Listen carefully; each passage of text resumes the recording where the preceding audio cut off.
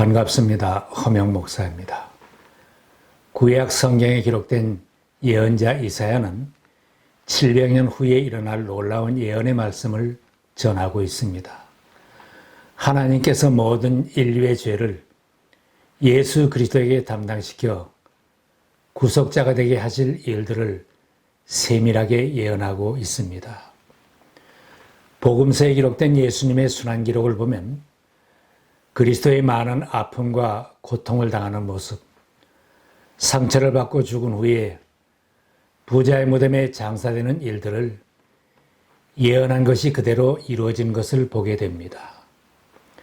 그는 사람들에게 멸시를 받고 버림을 받고 고통을 많이 겪었다. 그는 실로 우리가 받아야 할 고통을 대신 받고 우리가 겪어야 할 슬픔을 대신 겪었다. 그러나 우리는 그가 징벌을 받아서 하나님에게 맞으며 고난을 받는다고 생각하였다. 그러나 그가 찔린 것은 우리의 허물 때문이고 그가 상처를 받은 것은 우리의 악함 때문이다. 그가 징계를 받음으로써 우리가 평화를 누리고 그가 매를 맞음으로써 우리의 병이 나았다. 그는 폭력을 휘두르지도 않았고 거짓말도 하지 않았지만 사람들은 그에게 악한 사람과 함께 묻힐 무덤을 주었고 죽어서 부자와 함께 들어가게 하였다. 왜 이처럼 예수님께서 고난을 받으시고 참혹하게 죽으셔야 했는가? 이사야 선지는 하나님의 구원 계획이라고 하였습니다. 모든 인류의 악함과 허물 때문에 하나님은 예수님이 대신 고난을 받게 한 것입니다.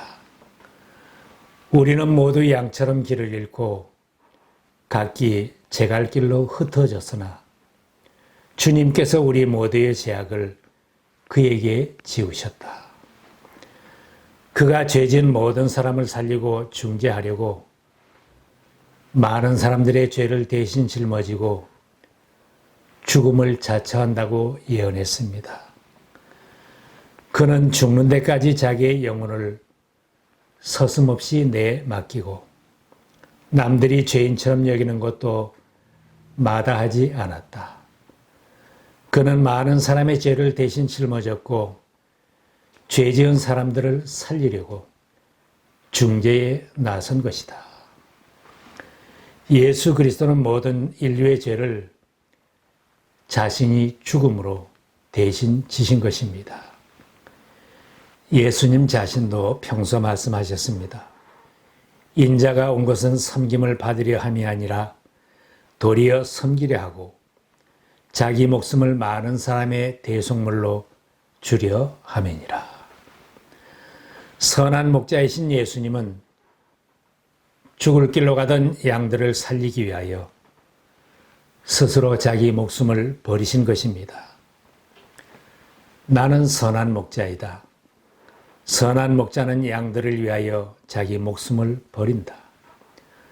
아무도 내게서 내 목숨을 빼앗아가지 못한다. 나는 스스로 원해서 내 목숨을 버린다. 이사야의 지적처럼 인간은 모두가 다 길 잃은 양처럼 다 제 갈 길로 가고 죽을 자리로 가고 있었습니다. 이사야는 그리스도가 인간을 대신하여 죽으심으로 그들을 살리실 것이라고 예언하였습니다. 율법 시대에는 죄를 지으면 반드시 짐승의 피를 흘려 하나님께 제사를 드려야 속죄함을 받을 수 있었습니다.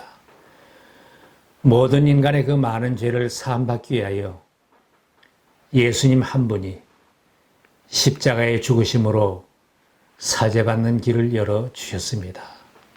히브리서에 말씀합니다. 그리스도께서는 단 한 번에 지성소에 들어가셨습니다. 그는 염소나 송아지의 피로서가 아니라 자기의 피로서 우리에게 영원한 구원을 이루셨습니다.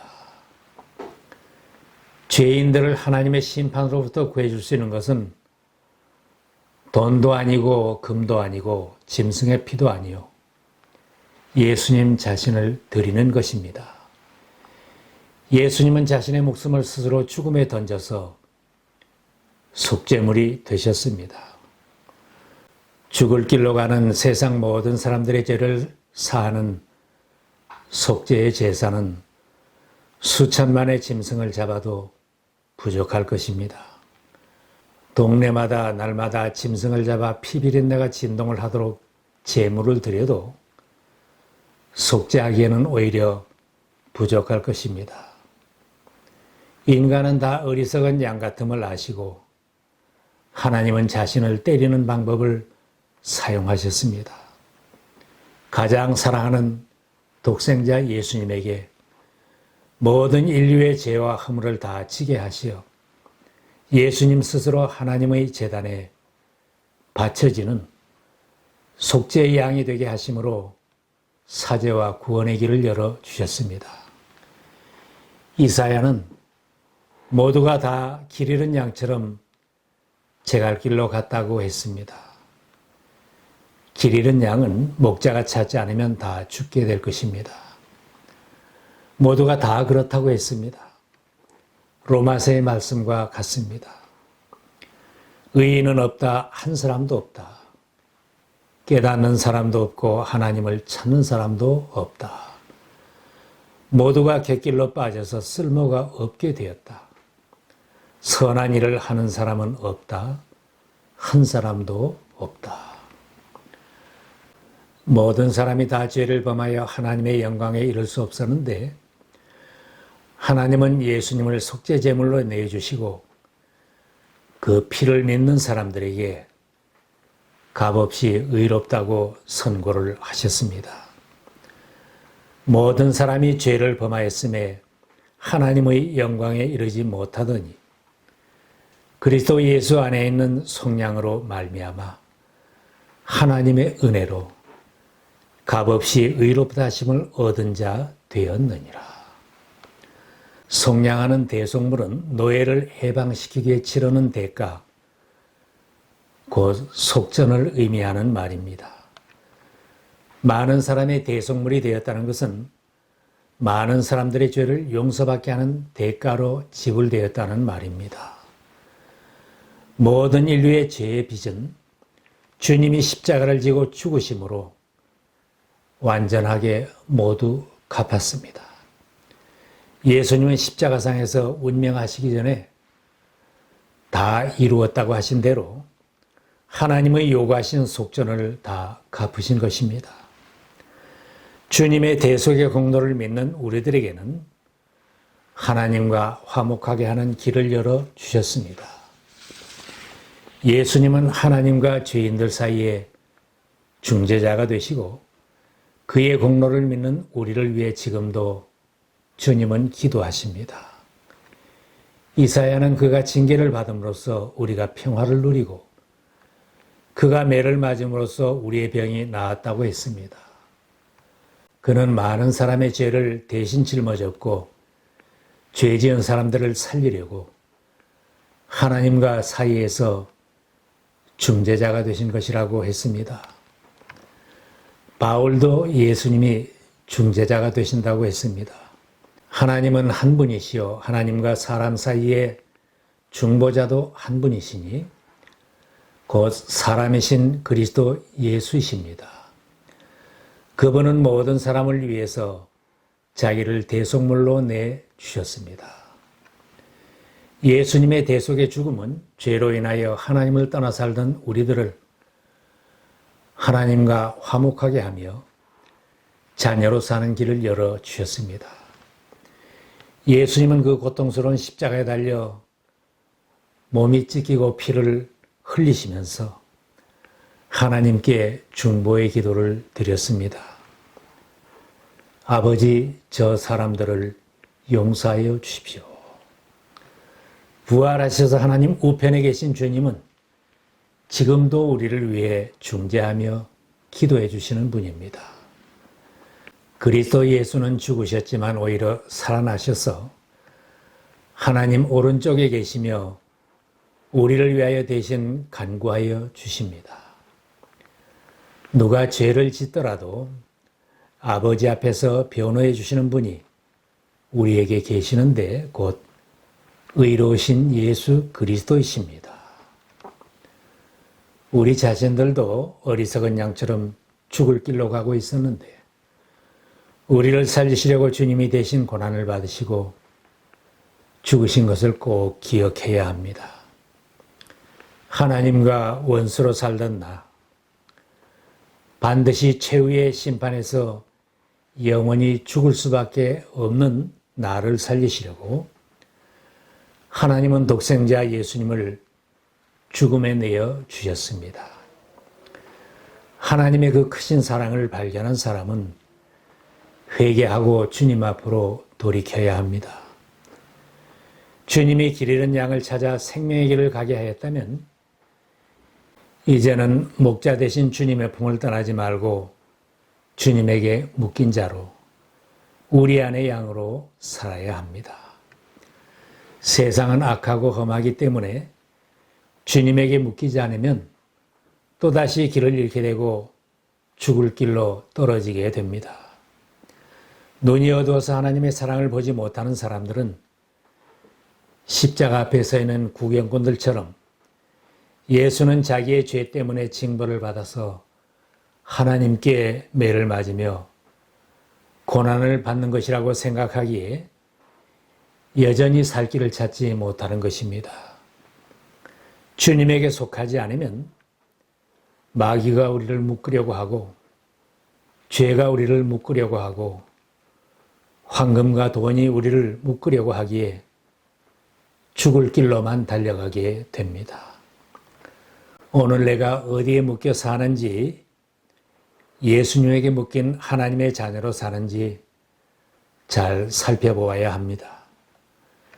내가 오늘까지 예수님의 제자로 예수님에게 묶인 자로 살았다면 잘하신 것입니다.